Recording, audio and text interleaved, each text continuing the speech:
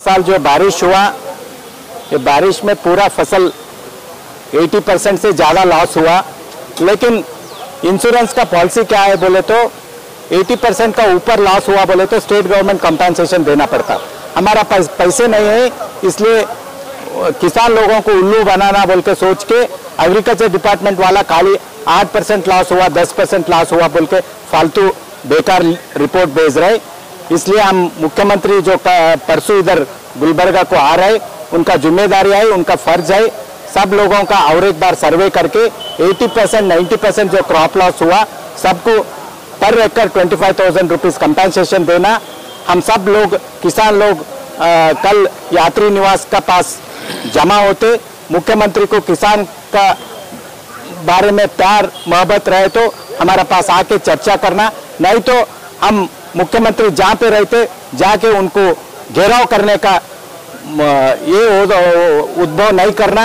उनका सोच अच्छा रहे तो उन्होंने हमारा पास आके चर्चा करना, नहीं तो हम घेराव करना पड़ता बोल के ये प्रेस कॉन्फ्रेंस का मुखांतर हम राज्य स्टेट का मुख्यमंत्री और स्टेट एडमिनिस्ट्रेशन को हम इरादा दे रहे हैं। 25,000 पर एकड़ को देना बोल के हमारा एक फर्ज है, डिमांड है।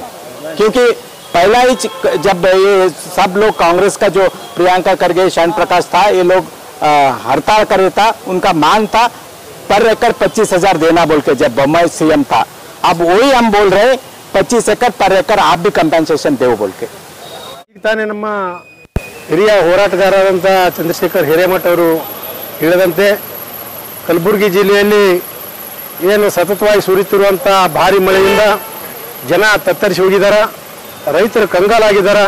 ಪ್ರತಿಯೊಂದು ಹೊಲದಲ್ಲಿ ಕೂಡ ಇವತ್ತು ಮೊಳಕಲ್ಮಠ ನೀರು ನಿಂತು ಹೆಸರ, ಉದ್ದ, ತೊಗರಿ, ಸೋಯಾಬೀನ್ ಮತ್ತು ಹತ್ತಿ ಇವೆಲ್ಲ ಕೂಡ ಸಂಪೂರ್ಣವಾಗಿ ನಾಶ ಆಗ್ಯಾವ। ಇದೊಂದು ಕಲಬುರಗಿ ಜಿಲ್ಲೆಯಲ್ಲಿ ಅತ್ಯಂತ ಜ್ವಲಂತವಾದಂಥ ಒಂದು ಬರ್ನಿಂಗ್ ಇಶ್ಯೂ ಇದೆ।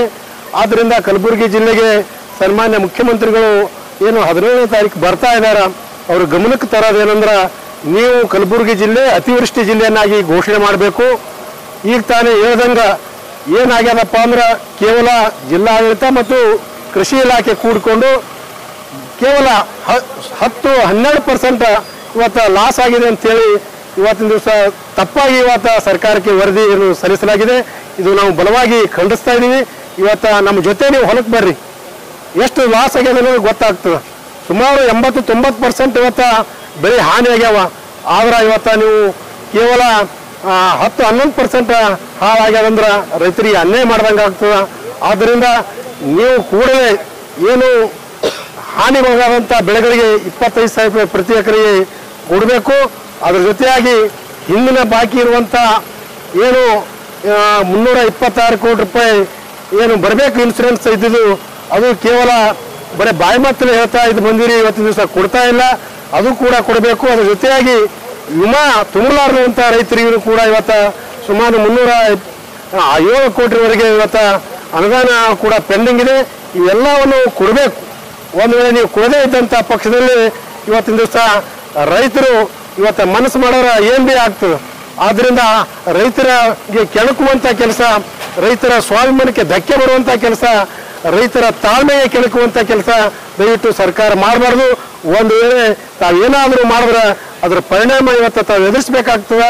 ಆ ಒಂದು ನಿಟ್ಟಿನಲ್ಲಿ ನಾವು 17ನೇ ತಾರೀಕಿನ ದಿವಸ ಏನು ಕಲಬುರಗಿ ನಗರದ ಯಾತ್ರಿ ನಿವಾಸ್ ಗಾರ್ಡನ್, ಪಬ್ಲಿಕ್ ಗಾರ್ಡನ್ ಇರುವಂಥ ಯಾತ್ರಿ ನಿವಾಸ ಮುಂದೆ ಎಲ್ಲರೂ ಸೇರ್ತಾ ಇದ್ದೀವಿ। ದಯವಿಟ್ಟು ಮುಖ್ಯಮಂತ್ರಿಗಳು ಆಗಮಿಸಿ ನಮ್ಮ ಬೇಡಿಕೆ ಈಡೇರಿಸಬೇಕು, ಇಲ್ಲದೇ ಇದ್ರೆ ನಾವು ಮುತ್ತಿಗೆ ಹಾಕೋದು ಅನಿವಾರ್ಯ ಅಂತೇಳಿ ಈ ಮೂಲಕ ತಮ್ಗೆ ಹೇಳ್ತಾ ಇದ್ದೀನಿ।